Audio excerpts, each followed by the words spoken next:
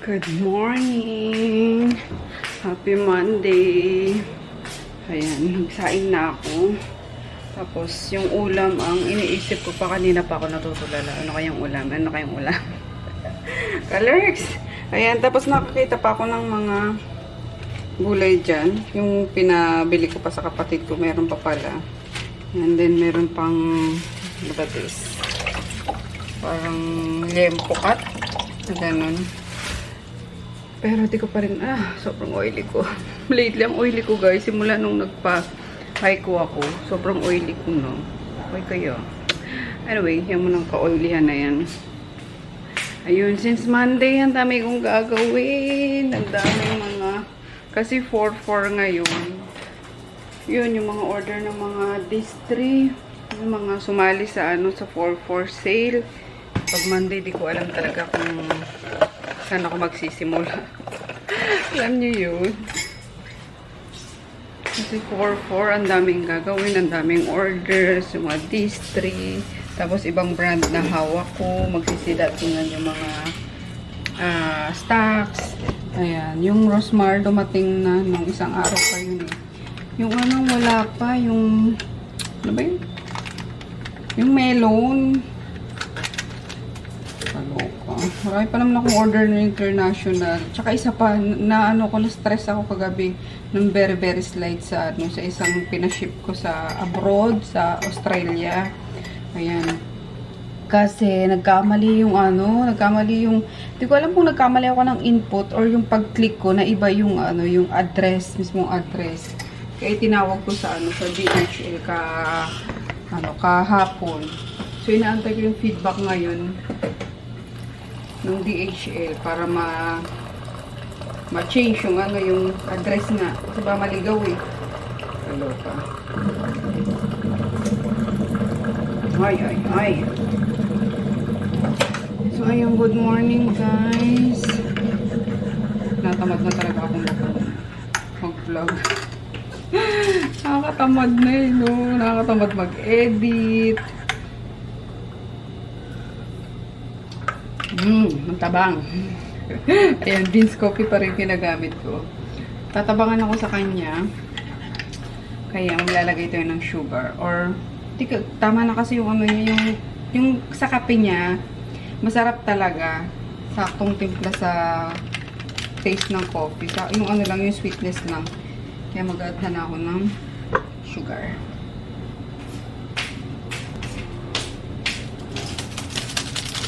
Ayan, pa rin. Yung equal. Kundi na nga lang to eh. Pag-grocery nga mamaya. Kaso, ayun nga. Since aalis kasi kami sa Sabado din. Itong parating na Sabado. Sabi ko, huwag na mag-grocery. Grocery ko na lang idadalhin sa probinsya. Kasi more than 1 week kami doon. Pero tingnan ko kasi wala na rin akong panggamit dito eh. Naglabas na din pala ako ng Solar Glue. So, ito na ang aking napag-desisyon na nalulutuin, guys. Ayan, binabad ko na sa sa kalamansi. Oops. May tawag.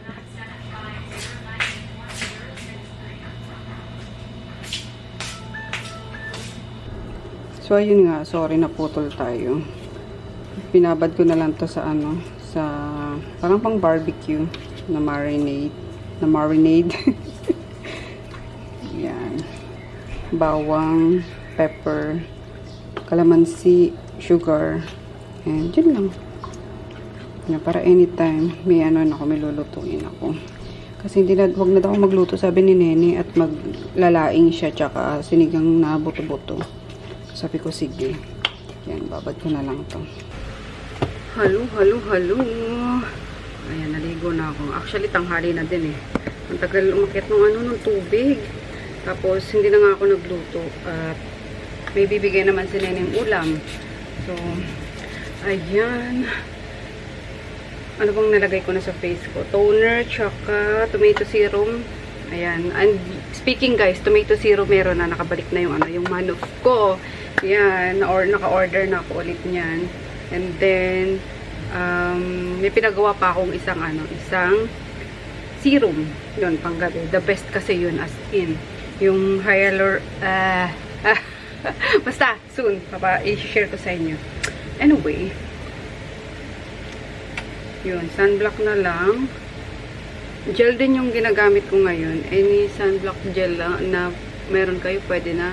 Ito sa akin yung Goal.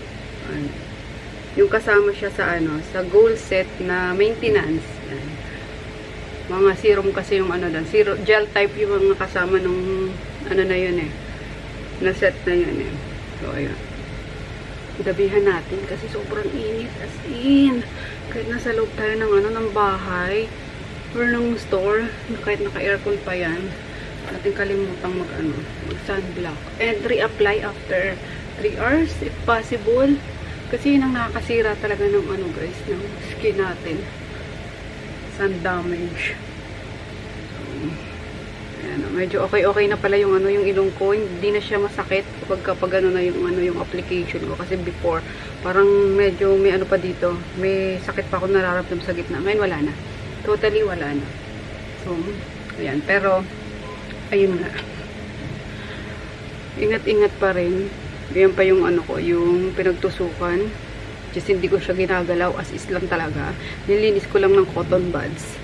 So yan, then naglip tint na lang ako ng bongga-bongga. Napaka-tingkad na. Saan ba yung natin? Tissue. Where's the tissue? Yan, tanggalin ko lang. Nakasaing na naman ako eh. Kaya, ayan, yung ulam na lang ang iaakit siguro dito ni auntie. Pero kanaan tandala eh. So, ayan lang. Ayan ko lang matuyo yung yung sunblock. Baba na ako. Yun lang, din ako masyado mag-a-apply kasi marami akong gagawin. Sige na, kuha! Nahiya bigla si Jada. Ayan. Merienda tayo. Pizza na lang. Merienda. Tsaka Penny. Luto ni Nene. Ayan, habang nag-aayos kami ng mga orders. Tambak. Sige. Break muna. Break muna. Hello guys! Anong oras na dali? Gabi na. Ayan, 9:40 PM na.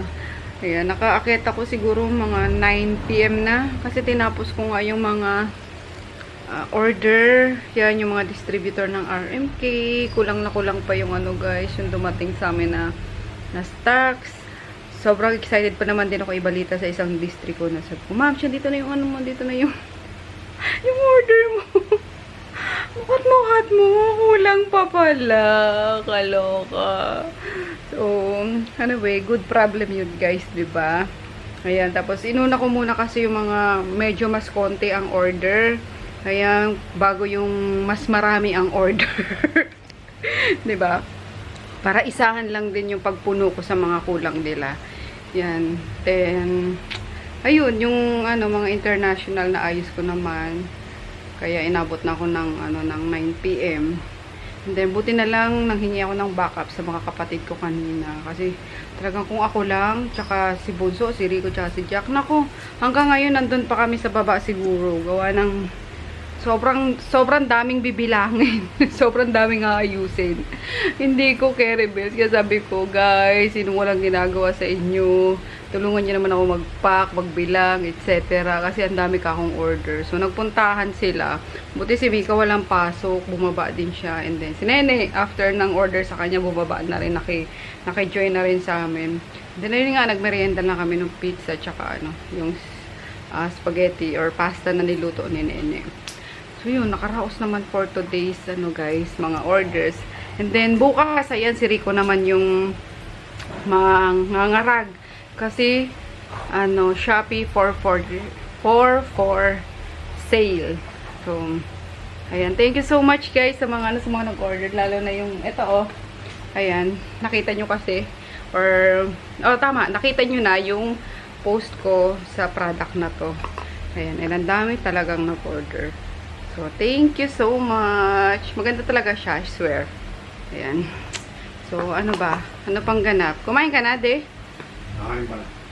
Ayan. Tapos, nag-order na lang ako kanina ng peri-peri para sa kanila. Anong oras na yun? Last 4 na ata yun, de? Last 3 na. Kasi akala ko, nagdala si auntie ng ulam dito. Galing sa kila Nene. Hindi pala. And si Chris din. Doon din kumain sa taas. Hindi dinalhan daddy niya. Diba? Ang galing. So yun, umorder ako ba alas 4 siguro. Ng pere-pere na lang. So maya-maya na siguro. Sabay na tayo. Magpapapak lang ako ng chicken. Tsaka side dishes. Yan kasi nga nag-ano kami doon. Nag-pizza kami, diba? And yeah, PMSing guys. Kaya okay lang. Lumafang. So yun lang. Ayun lang muna for today. At sobrang pagoda na talaga ako. Yan. Kailangan ko nang ano muna, pahinga. At bukas, marami na namang gagawin. Plus, ayun nga, magre-reorder. Ay, magbabayad pa pala. Bukas na lang. Ilang mga lalamove kanina yung mga stocks. Hindi ko pa rin bayad. So, okay lang yan. Understood naman nila yan kapag hindi ako agad nakakabayad. Busy ako. So, thank you sa mga supplier ko din na nagtitiwala, na pinapa-ship na nila yung mga restock ko, mga product na in-order ko sa kanila kahit hindi pa bayad. So, bukas na kasi gabi na, bawal nang maglabas ng pera. Charot! Hindi, bukas na kasi pagod na talaga ako. Ayan. Antayin ko na lang munang medyo magutom-gutom ako bago ko kumain. Sabayan ko lang si daddy. So, good night! See you bukas! Good morning! Ayan, happy Tuesday guys. Nagpe-prepare na ako ng uulamin namin. Ayan. Tingin-tingin ako sa TikTok ng mga recipe. TikTok. So yung cabbage with egg ang gagawin ko. Ayan, dalawa na lang yung egg, kaya haluan ko na lang netong, ano ba to? Parang pork strips na, ewan ko ano nandiyan yan sa ref. Lutuin na natin. Nangilaw ko nene ng carrots. Ay, ano ba yan? Kakalabas ko lang kasi sa nitong camera. Anyway, prepare ko lang. So, ayan, ready na ang ating cabbage, carrots na in-slice ko lang ng manipis. Yan, tapos 2 eggs, garlic, yung pork nga, sayang, ihalo na natin. Tapos, green onions or leeks. Tapos, puting sibuyas. And then, yung sauce niya, ano lang to, pinaghalo-halo ko lang. Oyster sauce, hoisin sauce, and soy sauce. Ayan. So, tara, let's labas na tayo. Oh my God. Carry mo, girl. I cannot. Baka matapon. Sayang.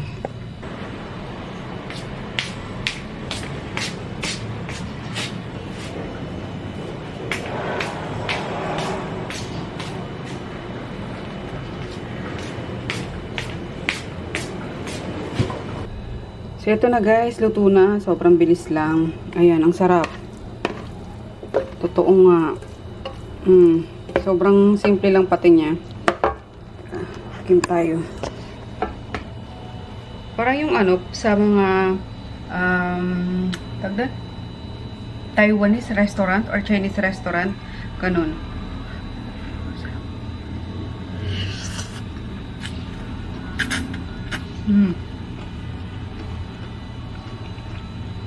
Perfect sa mga naglo-low carb.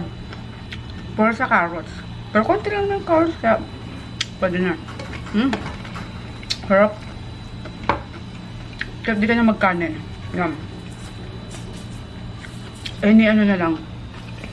Yan yung fish. Na fried. Or meat. Na grilled. Panalo.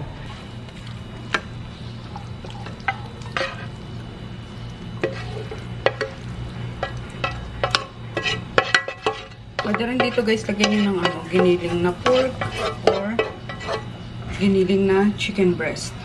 Ayan. Pero kahit itlog lang, okay na talaga. Masarap siya. Nilagay ko lang yung meat kasi sayang eh.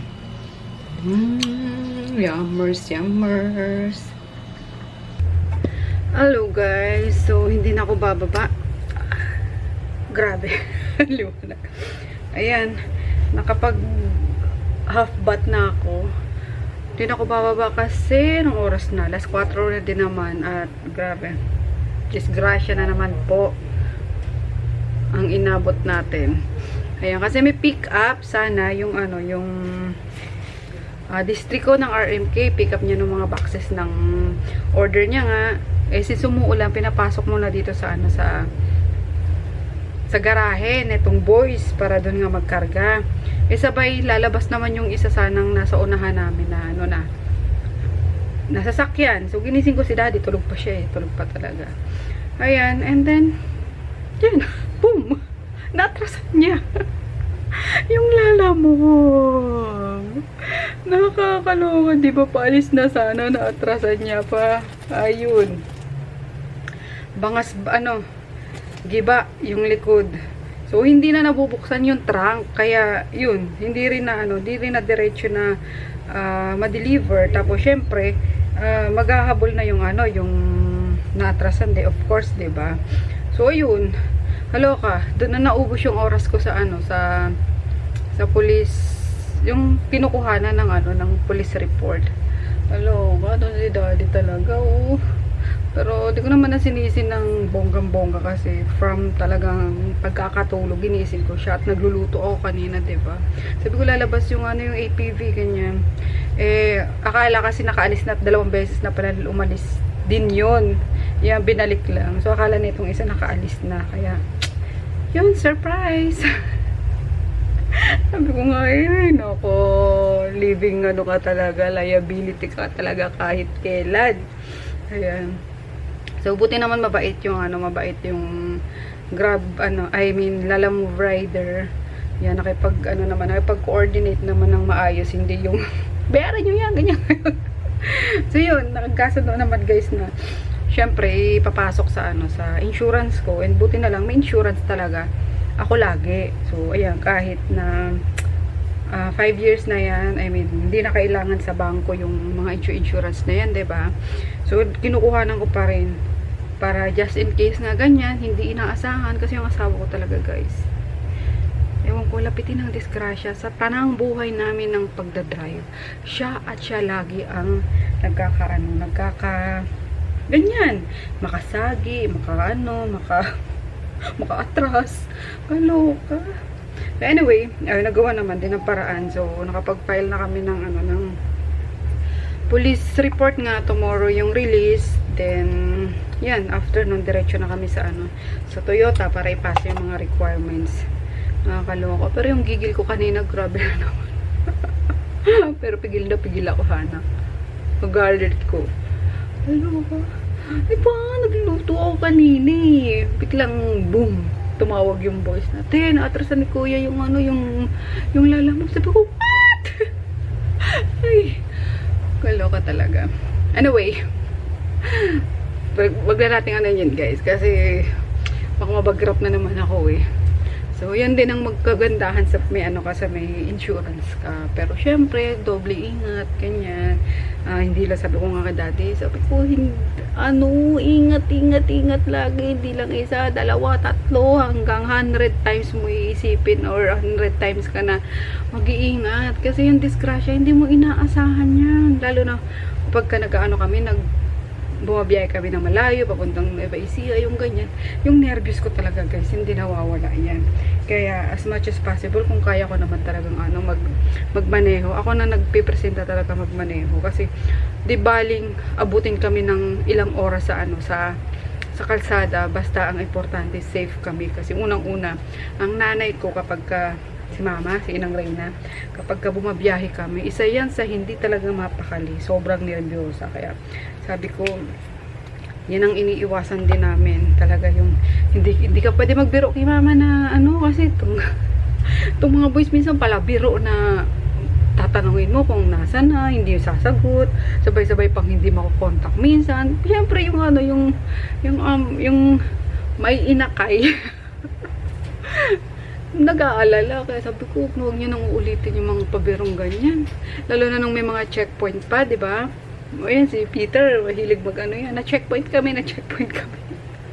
Yung madalas si Peter, napapagalitan eh. Pag mga grupo kami umaalis na. Ayun, mga naka-convoy lang.